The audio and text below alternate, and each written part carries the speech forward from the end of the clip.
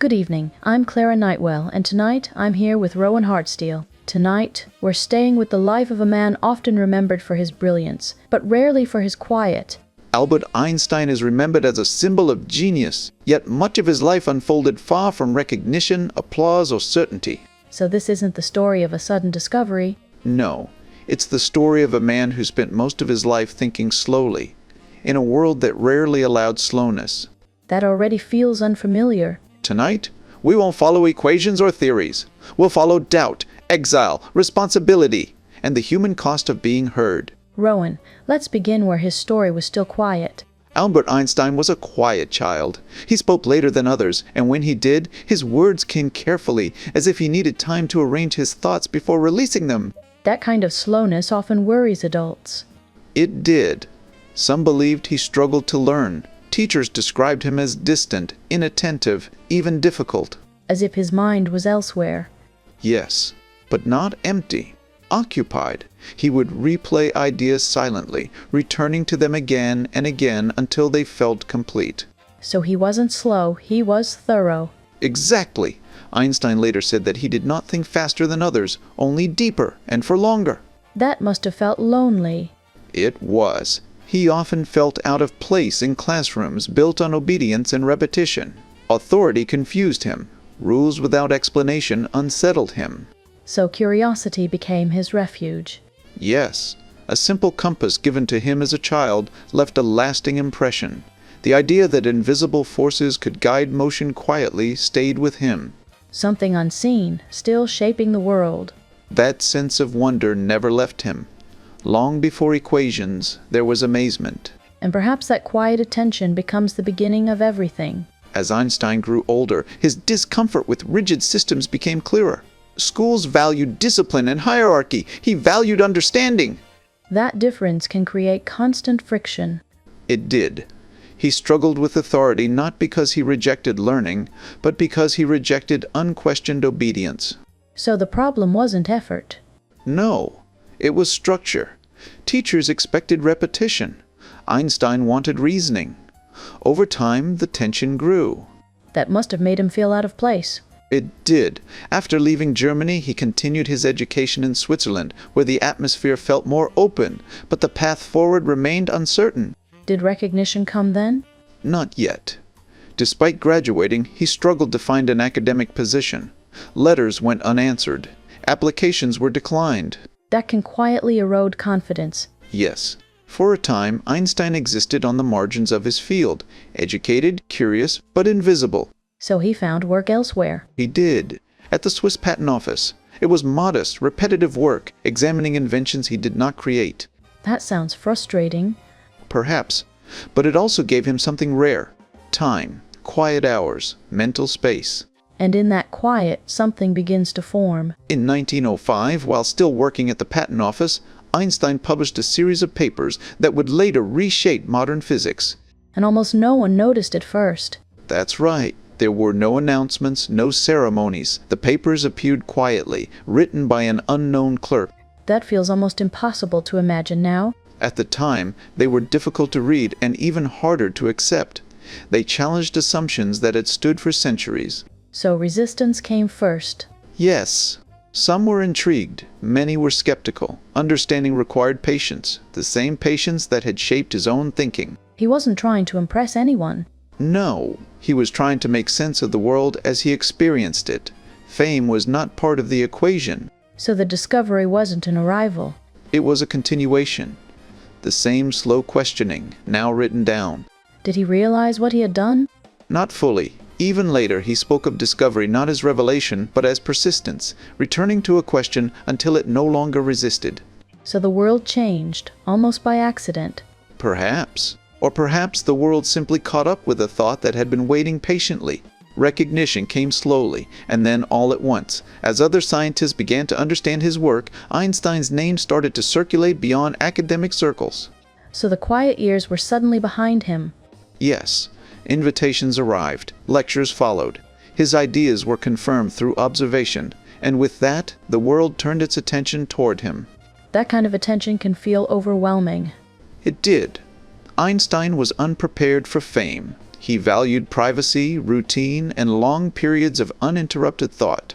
And the world rarely allows that to those it celebrates. Exactly. Newspapers transformed him into a symbol of intelligence, of progress, of modernity. The man himself faded behind the image. That sounds isolating in a different way. It was. And as Europe darkened politically, that isolation deepened. Being Jewish in Germany became increasingly dangerous. So, recognition and danger arrived together. Yes. When the Nazi regime rose to power, Einstein was already traveling abroad. He chose not to return. Another departure. Another exile, this time permanent. His home, his language, and much of his past were left behind. It's striking how often his life required leaving. Yes. Movement followed him not as ambition, but as necessity. In the years that followed, Einstein found himself in a position he had never sought. His ideas now carried political weight. Knowledge no longer stayed within books. Yes. Scientific understanding had entered the sphere of power. Discoveries were no longer neutral, once nations began to fear what others might build. That must have felt deeply uncomfortable for him. It did. Einstein was a pacifist by conviction. He believed violence solved little and often destroyed much. And yet, the world was moving toward war. Yes. As Nazi Germany advanced, fear grew that scientific knowledge could be weaponized. In that climate, Einstein signed a letter to President Roosevelt warning of the possibility of an atomic weapon. A decision made out of fear, not ambition. Exactly. He did not build the bomb. He did not work on the project. But his name became forever linked to its existence. That kind of association must be difficult to carry. It was. After the war, he spoke openly of regret. Not for thinking, but for how thinking had been used. As if insight arrived too late and too early at the same time. Yes. He would spend the rest of his life advocating for peace, global responsibility, and restraint, trying to balance what knowledge had made possible. A mind devoted to understanding, forced to confront consequence. In his later years, Einstein withdrew from public life as much as he could. He remained intellectually active, but turned away from recognition.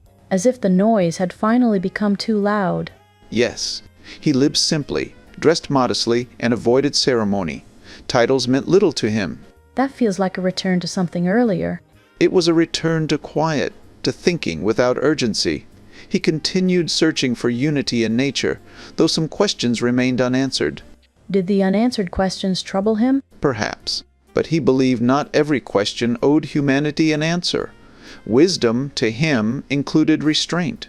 That's a rare belief. Yes. Near the end of his life, he declined surgery that might have prolonged it, choosing peace over extension. A final act of choice.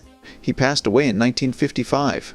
His final words were spoken in German, a language the nurse present did not understand. So even his last thoughts faded into silence. Yes. Perhaps fitting for a man whose life was shaped not by loud answers, but by quiet wondering.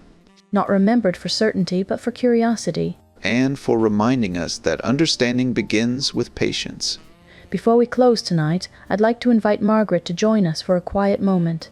Margaret, for those who felt close to Einstein's way of thinking, where might you gently guide them next? Thank you, Clara. This is one of those lives where books don't try to explain intelligence. They try to stay near the person. A beautiful place to begin is Einstein, His Life and Universe by Walter Isaacson. It moves slowly, allowing contradictions to remain without forcing conclusions. So it doesn't turn him into a monument. Exactly. And for readers drawn to his inner world, Ideas and Opinions collects his own words, thoughtful, gentle, and often uncertain. To hear him in his own voice.